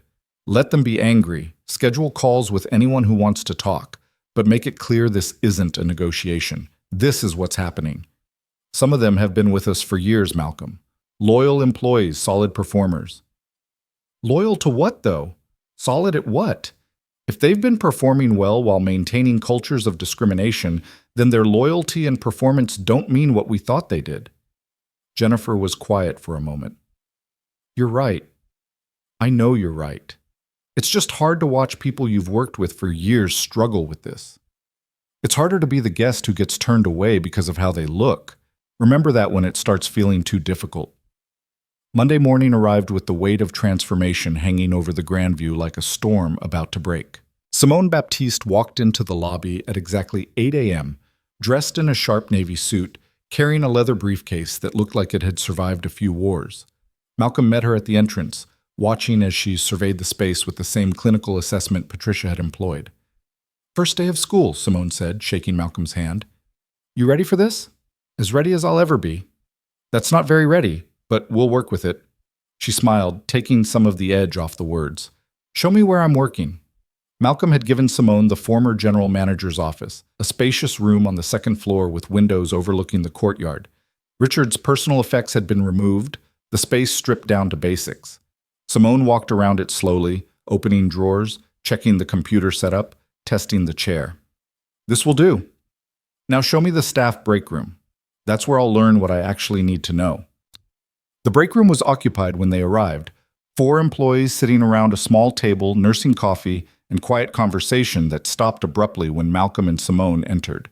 Trevor was among them, his eyes widening when he recognized Malcolm. Don't let us interrupt, Simone said, her tone friendly but commanding. We're just getting a feel for the space.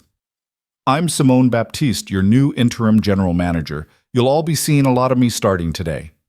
The employees exchanged glances, uncertainty written across their faces.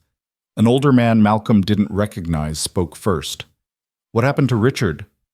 Richard is no longer with the company, Simone said bluntly. And before you ask why, the answer is that he failed to maintain the standards this hotel is supposed to represent. Those standards are changing, and everyone here will have the opportunity to meet them or find employment elsewhere.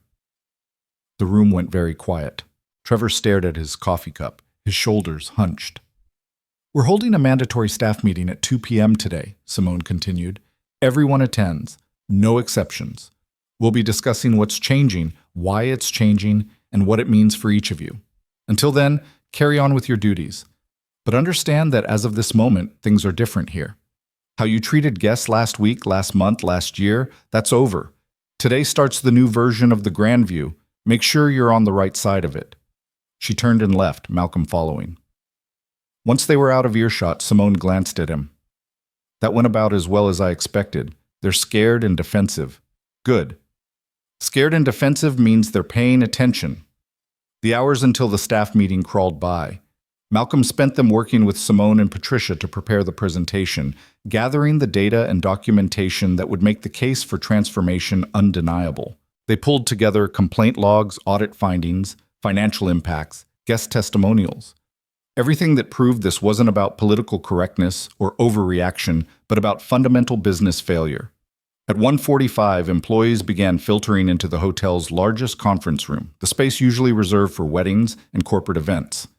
Malcolm watched them come, noting the body language, the whispered conversations, the way certain groups clustered together while others stood alone. By 2 p.m., nearly 60 people had assembled, representing every department from housekeeping to maintenance to food service. Simone stood at the front of the room, waiting for the last stragglers to settle. She didn't smile, didn't offer pleasantries, just waited until silence fell naturally. Good afternoon, she began, her voice carrying easily across the space. My name is Simone Baptiste, and I'm your new interim general manager. I want to start by acknowledging that many of you are confused, angry, or scared about what's happening here. Those feelings are understandable. Change is uncomfortable. Accountability is threatening, but both are necessary. She clicked to the first slide, showing the heat map of guest complaints Patricia had created. Red dots glowed like warning lights across the country. This is what the Grandview has become over the past year. Each red dot represents a guest who felt discriminated against, dismissed, treated as less than. Each blue dot represents a satisfied customer. Notice the pattern? The room was silent, dozens of eyes studying the undeniable visual evidence of systemic failure. Some of you are thinking this is exaggerated, that these complaints are from oversensitive people looking for reasons to be offended. Let me be very clear. That attitude is exactly the problem. When guests tell us they've been mistreated, our job is to listen and investigate, not to dismiss and defend. And the data shows we've been doing the latter far more than the former. Simone advanced to the next slide, showing Lana's interaction statistics. A few people in the room shifted uncomfortably. Lana Brooks was fired because she systematically discriminated against minority guests. The evidence is overwhelming and undeniable.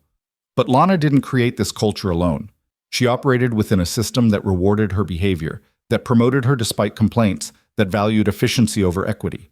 That system is what we're dismantling. She clicked again, and Trevor's statistics appeared. Trevor, sitting near the back, went rigid. Trevor Hastings was demoted because he failed to properly investigate complaints, because he screened them based on his own biases about which guests deserved attention. He's still here because he's agreed to comprehensive retraining and supervision. His future depends on whether he can genuinely change his approach to this work. So does yours. The room erupted in murmurs. Simone let it continue for a moment, then raised her hand for silence. I know some of you think this is unfair. You're thinking about all the good work you've done, all the guests you've helped, all the years you've given to this property. That matters. But it doesn't erase the harm that's been done to guests who didn't receive that same care and attention. It doesn't excuse the culture that made discrimination acceptable as long as the right people were happy. She advanced to a new slide showing the restructuring plan. Here's what's changing. First, all guest interactions will be documented and reviewed regularly. Second, complaint handling will be overseen by an independent committee, not by the managers who supervise the staff being complained about. Third, performance evaluations will include metrics on equitable treatment, not just customer satisfaction scores that can be gamed by selective service. Fourth, everyone in this room will complete 40 hours of anti-discrimination training over the next 3 months. And fifth, anyone who demonstrates through their actions that they can't or won't adapt to these new standards will be terminated. No warnings, no second chances beyond the one you're getting right now. An older woman near the front raised her hand. What if we don't agree with all this? What if we think the hotel was fine before? Simone met her gaze steadily. Then you should start looking for another job, because the hotel as it was before is gone. This is what the Grandview is now. Either you're part of building it, or you're in the way. Malcolm watched the faces around the room, saw resistance and acceptance warring in expressions that had probably never considered these questions before. Some people looked relieved, like a weight had been lifted by finally naming what they'd witnessed but felt powerless to change. Others looked resentful, their arms crossed, their jaws tight with disagreement they couldn't safely voice. I know this is a lot to take in, Simone continued, her tone softening slightly. And I know some of you are thinking about whether you want to stay. That's fair. This is going to be hard work. It's going to require examining your own assumptions and biases. It's going to mean changing habits you didn't even know you had. But for those of you who are willing to do that work, who are willing to help build something better, you have my full support. I'm not here to destroy this hotel. I'm here to save it from destroying itself. She paused, letting that sink in. Questions? Hands shot up across the room. Simone pointed to a young man in a server's uniform. What about guests who are actually difficult? Who are rude or demanding? Are we not allowed to set boundaries anymore? Of course you can set boundaries. Professional standards apply to everyone regardless of race or ethnicity. The difference is between enforcing legitimate rules consistently and using those rules as cover for discrimination. If a guest is violating policy, document it clearly and follow proper procedures. What you can't do is assume a guest will be difficult based on how they look before they've done anything wrong. A middle-aged woman raised her hand next. I've been here for 8 years. I've never discriminated against anyone. Are you saying I have to prove myself all over again? I'm saying the culture you worked in for 8 years failed spectacularly at its core mission. Whether you personally discriminated or not, you existed in a system that enabled it. The training isn't punishment, it's education. It's making sure everyone understands not just what not to do, but why it matters and how to do better. More hands, more questions. Simone handled each one with patience and directness, never apologizing for the changes, but also never dismissing the genuine concerns beneath the questions. Malcolm watched her work, impressed by her ability to be both uncompromising and accessible, to demand transformation while offering pathways to achieve it. Finally, After nearly 90 minutes, the questions slowed. Simone looked around the room one last time. I'll end with this. The Grandview can be extraordinary. It can be a place where every guest feels welcomed and valued, where excellence in service means excellent service for everyone. But getting there requires all of us to be honest about where we've fallen short and committed to doing better. I believe this staff is capable of that. The question is whether you believe it too. She dismissed the meeting, and people filed out slowly, some rushing to leave, others lingering to speak with colleagues in urgent whispers. Malcolm remained near the front as the room emptied, watching the aftermath of truth told plainly. Gloria approached him, her expression thoughtful. That was something. I've worked in hotels for 20 years, and I've never heard anyone talk like that. What did you think? I think she's going to make a lot of people uncomfortable. I also think she's exactly what this place needs. Gloria hesitated. There's going to be pushback, Mr. Reed. Not everyone is going to accept this gracefully. I know, but we're past the point where acceptance is optional. As if summoned by his words, Trevor appeared, his face pale but determined. Mr. Reed, can I speak with you? Privately? Malcolm nodded, and they walked to a quiet corner of the lobby. Trevor stood with his hands clasped in front of him like a student called to the principal's office. I just wanted to say I understand why I was demoted. Looking at those statistics, seeing the pattern, I can't deny it anymore. I failed. I failed the guests who trusted us, and I failed the staff who looked to me for leadership. Malcolm waited, saying nothing, letting Trevor fill the silence with whatever he'd come to say. I want to do better. I want to earn back the trust I lost. I know that's going to take time, and I know some people will never believe I can change, but I'm asking for the chance to prove them wrong. Why should I give you that chance, Trevor? Why should I believe you're capable of real change when you spent years building the system we're now tearing down? Trevor's voice cracked slightly. Because I didn't know. I genuinely didn't see it. I thought I was helping my team, supporting my staff, maintaining standards. I didn't realize that my standards were excluding people who deserved the same service as everyone else. And now that I do see it, I can't unsee it. That has to count for something. Malcolm studied the younger man, looking for signs of genuine remorse versus self-preservation. What he saw was complicated, a mix of both, the messy reality of someone confronting their own complicity. It counts for the opportunity you're getting, Trevor. Nothing more, nothing less. Whether you do something meaningful with that opportunity is entirely up to you. Thank you, Trevor said quietly. I won't waste it. As Trevor walked away, Malcolm felt the exhaustion of the past week settle into his bones. He'd fired people, confronted ugly truths, demanded transformation from an organization that had been comfortable in its dysfunction. And this was just the beginning. The real work, the sustained effort of changing hearts and minds and habits that stretched out ahead like a marathon he'd only just started running. His phone buzzed. A text from Jennifer. Regional VP just quit rather than implement changes at his properties. We're going to need to replace him. Malcolm texted back. Good. Better to lose people who can't change than keep them and pretend we're fixing anything. He looked around the Grandview's lobby, at the gleaming marble and perfect lighting and all the surface beauty that had hidden so much rot. By next week, Simone would have implemented the first structural changes. Within a month, the training would begin. Within 6 months, this property might actually deserve the reputation it had claimed for years. But tonight, Malcolm would sleep in room 237 one last time, a reminder of where this all started, of the judgment that had erased him and sparked everything that followed. Tomorrow, the real rebuilding would begin. 3 months later, Malcolm returned to the Grandview on a Tuesday afternoon in early spring. The last time he'd walked through these doors, the hotel had been a war zone of transformation, staff divided between those embracing change and those resisting it with everything they had. Now, as he stepped into the lobby, the difference was immediately palpable. The front desk was staffed by 2 people he didn't recognize, both wearing name tags that identified them as recent hires. They looked up simultaneously as he approached, their smiles genuine rather than practiced. Good afternoon. Welcome to the Grandview, the younger woman said warmly. Checking in today? Just visiting, actually. I'm Malcolm Reed.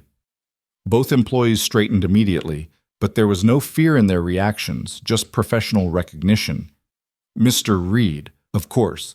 Ms. Baptiste mentioned you might stop by this week. She's in her office if you'd like me to let her know you're here. Thank you, but I'll surprise her. I want to walk around first, get a feel for the place. Malcolm moved through the lobby slowly, observing details he'd trained himself to notice. A mixed-race family stood near the concierge desk, receiving directions to a nearby museum, the concierge taking time to print out a map and mark the best route with a highlighter. An elderly Asian couple waited by the elevators, their luggage already tagged and ready, clearly having experienced smooth check-in. Near the restaurant entrance, a black businessman in a sharp suit chatted easily with a hostess about reservation times, the exchange comfortable and respectful. Small moments. Normal moments. Exactly the way it should have been all along. Malcolm took the elevator to the second floor, noting that room 237 now had a small plaque beside the door that read, "Reserved for Management Training Exercises." Simone had turned his week of discomfort into a teaching tool, requiring all new supervisors to spend their first night in that cramped space as a reminder that guest experience mattered regardless of room quality. He found Simone in what had once been Richard's office, now transformed into something both more functional and more welcoming. The heavy desk had been replaced with a smaller standing desk, the formal chairs with comfortable seating arranged to encourage conversation rather than hierarchy. Simone looked up from her laptop as Malcolm knocked on the open door. "There he is," she said, standing to shake his hand. "Right on schedule. Jennifer said you'd show up unannounced to check on us." "Can you blame me?" "Not even a little. Come in, sit. Let me show you what we've built." Over the next hour, Simone walked Malcolm through the transformation in granular detail. The statistics told part of the story. Guest satisfaction scores up 18% across all demographics, complaint rates down 62%, positive online reviews tripling in volume.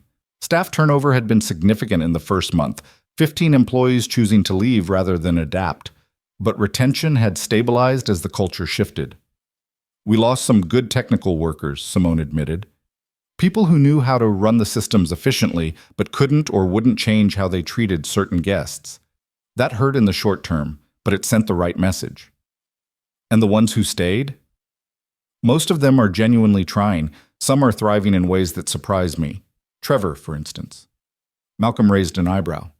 "Trevor's still here?" "Not only still here, but excelling. He completed the training program with the highest evaluation scores, then volunteered to help develop our new employee onboarding curriculum. He's been mentoring newer staff on recognizing their own biases, sharing his own story of how he failed and what he's learned. It's powerful stuff, Malcolm. Real transformation, not just compliance." Simone pulled up a video on her laptop showing Trevor leading a training session with a group of new hires. Malcolm watched as the younger man spoke with vulnerability about his mistakes, about the guests he'd dismissed, about the wake-up call of seeing his own statistics laid bare. "I thought I was being professional," Trevor said in the video, his voice steady but emotional. "I thought I was maintaining standards. What I was actually doing was deciding who deserved our best service based on my own prejudices. And the worst part is, I didn't even realize it. I'd convinced myself that I was treating everyone fairly when the data proved otherwise. That's the insidious thing about bias. It doesn't feel like bias when you're the one doing it." Malcolm felt something catch in his throat watching this. Has he met with any of the guests he turned away?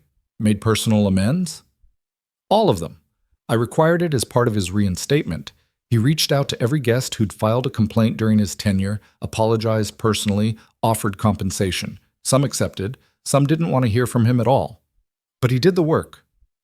And the Henderson family? The ones who were turned away by Stephanie? Simone's smile widened. "They're staying here right now, actually. Third visit since that incident. Their daughter got accepted to the university, and they specifically requested the Grandview for their campus visits. Mrs. Henderson told me it was important to show their daughter that places can change, that accountability matters." Malcolm stood and walked to the window, looking down at the courtyard where spring flowers were beginning to bloom. "Show me the complaint review committee. I want to see how it actually works." They took the elevator to the third floor, where a small conference room had been converted into the committee's regular meeting space. 3 people sat around the table reviewing documents. Patricia Chen, who'd stayed on as a permanent consultant, Gloria Martinez, who'd been promoted to guest services advocate, and a new hire named David Kim, who specialized in hospitality conflict resolution. "Mr. Reed," Patricia said, looking up from her notes. "We were just reviewing last week's feedback. Want to sit in?" Malcolm joined them, listening as they discussed 3 recent incidents in detail. The first involved a guest who'd complained about slow room service, the second about a billing error that hadn't been caught until checkout, the third about a staff member who'd made an inappropriate comment about a guest's accent. What struck Malcolm most was the thoroughness of their analysis. They didn't just look at what happened, but why it happened, what systemic factors might have contributed, what changes could prevent similar issues. When they discussed the inappropriate comment, Gloria pulled up the staff members' training records, noted that they'd scored poorly on the cultural sensitivity modules, recommended additional coaching rather than immediate termination. "First incident, young employee seems genuinely mortified by the complaint," Gloria explained. "I think this is teachable, but we watch closely. Second incident of this nature, they're gone." "What does the guest want?" Malcolm asked. David consulted his notes. "A genuine apology and assurance it won't happen again. I'm meeting with them this afternoon to deliver both, along with a complimentary spa service. The staff member will apologize in writing, supervised by their manager, and undergo supplementary training. And if the guest isn't satisfied with that response, then we escalate. But so far, when we respond quickly and genuinely, most guests appreciate the effort. They don't want revenge. They want recognition that what happened to them mattered." Malcolm stayed for the rest of the meeting, impressed by the care and rigor they brought to each case. This wasn't the rubber stamp approval process that had existed under Richard. This was real accountability, real investigation, real commitment to getting it right. After the meeting ended, Gloria walked with Malcolm back toward the elevator. "You should talk to some of the guests while you're here. Hear directly from them what's different." "Can you arrange that?" "Already did. I've got 3 families willing to speak with you this afternoon. All of them were here before the changes, all of them back now. They've got perspectives you need to hear." The first conversation was with the Williams couple, the same couple whose anniversary had been ruined months ago. They sat with Malcolm in the hotel lounge, coffee and pastries between them, looking more relaxed than Malcolm would have expected. "We debated whether to come back," Mrs. Williams admitted. "After what happened, my husband didn't want to give this place another chance. But then we got a call from Trevor Hastings." Her husband picked up the story. "He apologized, really apologized, not just a corporate script. Told us exactly what he'd done wrong, how he'd failed us. Then he offered to personally oversee our next stay if we were willing to try again. Something about how he needed to prove to us that change was real." "And was it?" Malcolm asked. Mrs. Williams smiled. "Our room this time was beautiful. The staff remembered our anniversary without us having to remind anyone. They sent champagne to our room with a card signed by the whole front desk team. It felt like they actually cared about making things right." "More than that," her husband added. "It felt like they learned something, like our bad experience actually changed how they operate. That matters more than the champagne." The second conversation was with James Henderson, the father who'd almost been turned away with his family.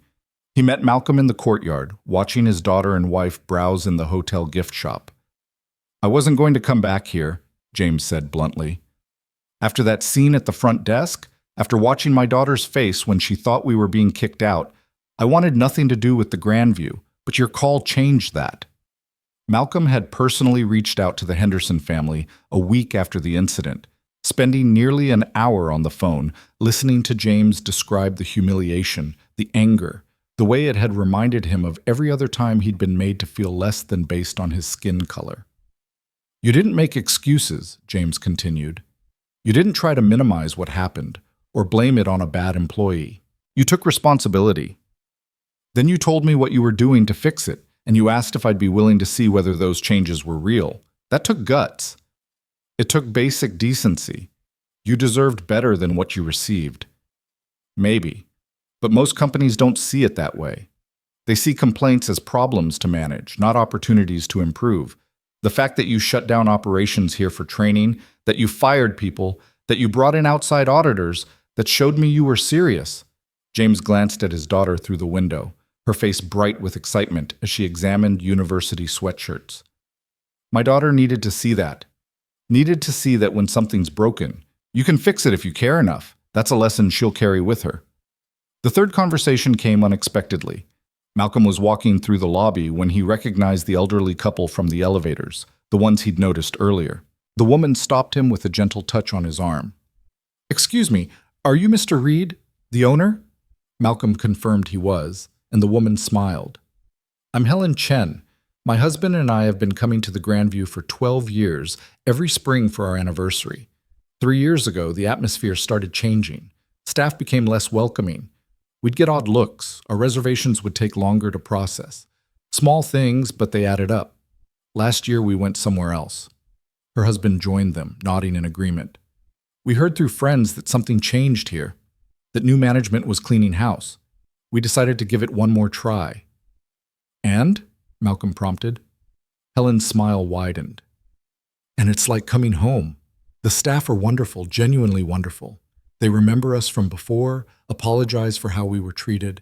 It feels like the hotel we fell in love with all those years ago." Her husband extended his hand to Malcolm. "Thank you for caring enough to fix what was broken. A lot of owners would have ignored the problem, protected their people, maintained the status quo. You didn't. That takes integrity."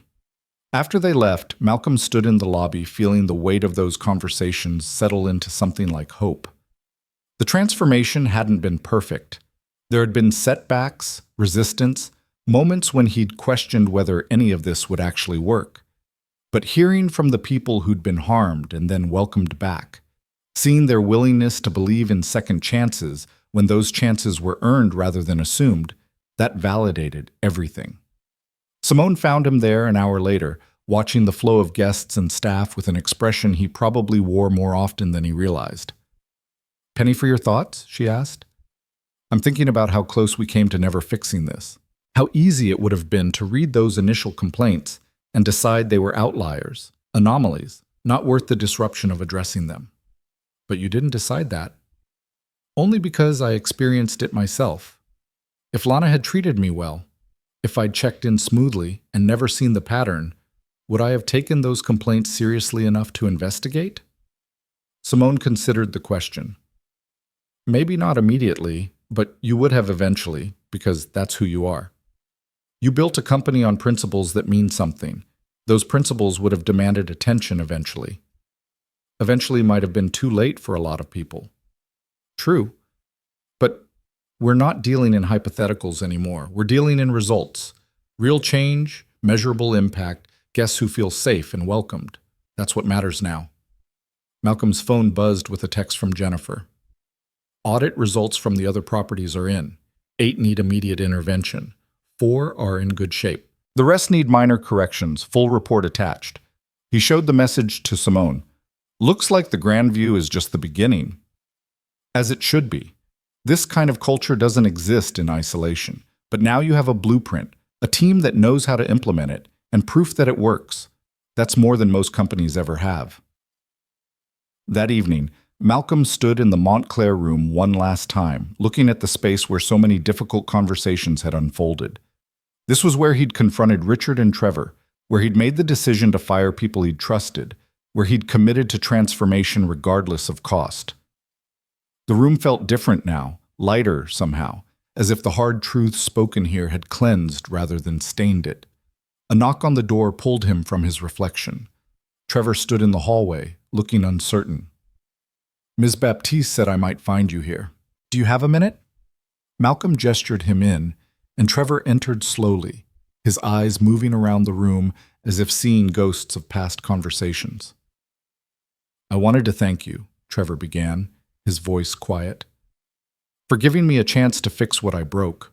A lot of owners would have just fired me and moved on. You didn't have to keep me. I almost didn't. There were plenty of people who thought you should go. I know, I heard the arguments through the walls." Trevor smiled slightly. "Hotel walls are thinner than people think. So why did I keep you, Trevor? What do you think the reason was?" Trevor thought about that, choosing his words carefully. "Because you believed people could change if they were willing to do the work, and because firing me would have been easier than holding me accountable for actual transformation. Close, I kept you because I needed someone who understood the old culture to help dismantle it from the inside. Someone who could speak credibly to other staff about why it was broken and how to fix it. Someone who'd lived the failure and learned from it. You've become that person. Trevor's eyes grew wet. I won't let you down. Any of you. The guests who gave me another chance, the staff who are watching to see if change is real, you and Ms. Baptiste for believing I was worth the investment. Just keep doing what you've been doing. Keep being honest about your mistakes. Keep helping others see their own blind spots. Keep putting guests first, regardless of what they look like. That's all anyone can ask. After Trevor left, Malcolm made one final stop before leaving the Grandview.